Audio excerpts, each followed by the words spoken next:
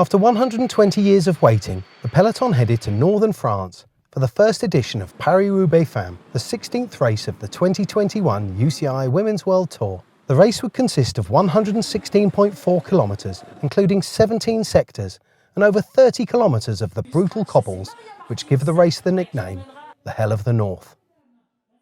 Yes, it's amazing. The first ever Women's Paris Roubaix with these jerseys, I don't know, unbelievable, and I only want to enjoy this race with my team. I know it will be so hard, but yes, for me it's the first time with this jersey, and so I'm so happy. First time Paris Roubaix for women. It's an iconic day, super special. It's been a huge build-up. We've got everything thrown at us with some wind and a bit of rain overnight, and it's probably going to start raining in the middle of the race. First time for everybody. No one knows what to expect. Never raced these kind of cobbles, so it's the complete unknown, which it makes it really exciting for everybody involved. And with no one knowing what to expect, there was excitement and tension in the air as the peloton prepared in the town of Dinant for the race into the unknown. With 33 kilometres done on the first stretch of pavé, and almost by accident, Trek Segafredo's Lizzie Deignan slipped off the front of the bunch and built a lead approaching 2 minutes. But the conditions suited a lone rider and meant crashes were inevitable, and a number of big names were caught up, including newly crowned world champion Elisa Balsamo. And even at the front, Deignan had some scary moments of her own.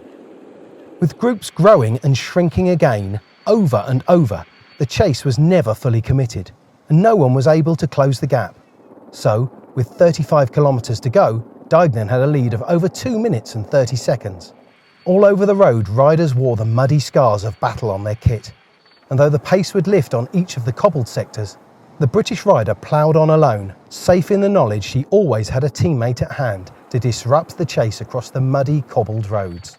Audrey Cordon-Rago, Elisa Longo-Borghini and European champion Ellen van Dijk stayed close to the front, forcing their rivals to look to each other to take the chase on as the group grew once again.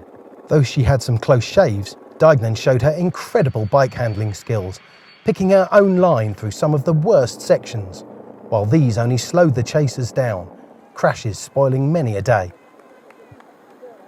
But after one of the worst crashes on the legendary Canfin-en-Pervel sector, Jumbo-Visma rider and pre-race favourite Marianne Vos launched her own counter-attack. Leaving Deignan's teammate Longo-Borghini chasing in her muddy wake, the Dutch rider began taking chunks out of the lead, flying onto the Carrefour de l'Arbre sector in hot pursuit. But at the front, Deignan stayed cool, and though her lead had been cut down to only 1 minute and 15 seconds, she raced on.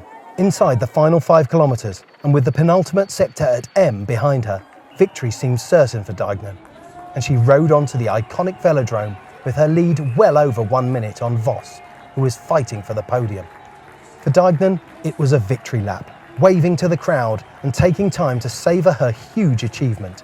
The British rider, who won the UCI Women's World Tour overall classification in 2020, crossed the line to be crowned the first ever real Queen of the Classics.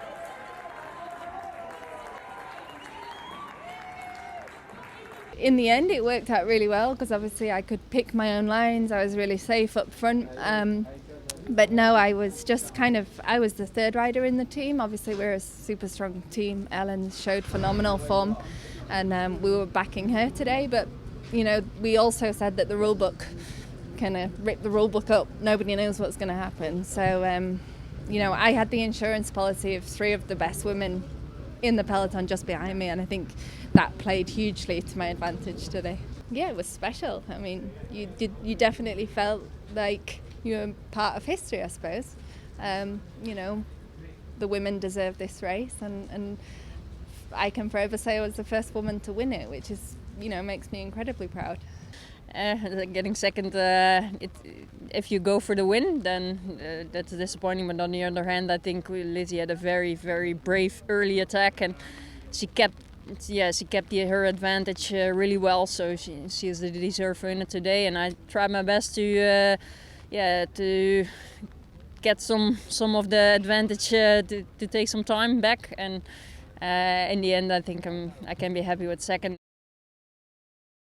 Behind Deignan, Marianne Voss's tireless chase saw her finish second, with Elisa Longo Borghini's third place making it 2 Trek Segafredo riders on the podium.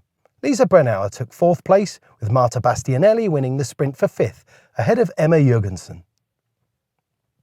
In the UCI Women's World Tour standings, Annemiek van Vleuten continues to lead despite not finishing in Roubaix. Indeed, at this late stage in the year, there is little to change in the top 10. None of the top women in the UCI Women's World Tour Young Rider classification raced in France, with Niamh Fisher-Black ahead of Iwita Music and Maria Novolodskaya.